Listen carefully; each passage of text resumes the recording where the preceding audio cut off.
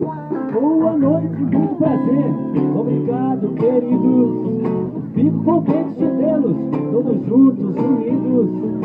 Uns bicheiros sem dono, sem lar, nem abrigo. Um canto no muro, no galho de amores felinos.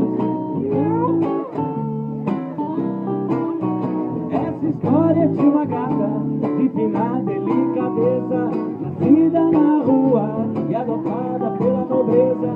Humanos são bichos, carinhosos e incríveis. Alguns são cuidadosos e até sensíveis. E os olhos verdes.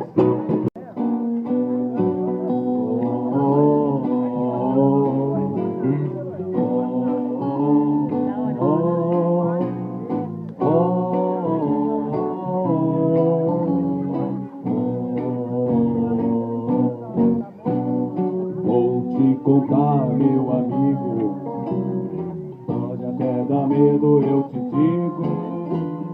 Lá atrás do morro tem uma morena, casa das feiticeiras. Elas têm jardim de primavera, anica, erva doce, alfazema, pés de abacaxi, sucupira e timão, unha de gato, pote de vidro, orégano e manjericão. Quando a lua aparece e toda criança adormece, imaginando, imaginei, imaginando eu posso ser o astro-rei. Imaginando eu podia imaginar, imaginando eu posso até voar. Imaginando, imaginei, imaginando eu posso ser o astro-rei. Imaginando eu podia imaginar, imaginando eu posso até voar. Príncipe, palhaço, bruxa, bailarina, tudo dá certo quando você imagina.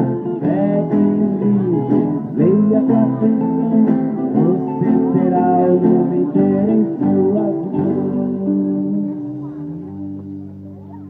Vai a planeta, pegar. Para onde segue esse trem? Para onde segue esse trem? Para onde segue esse trem? Para onde segue esse trem? Para o céu, brilha a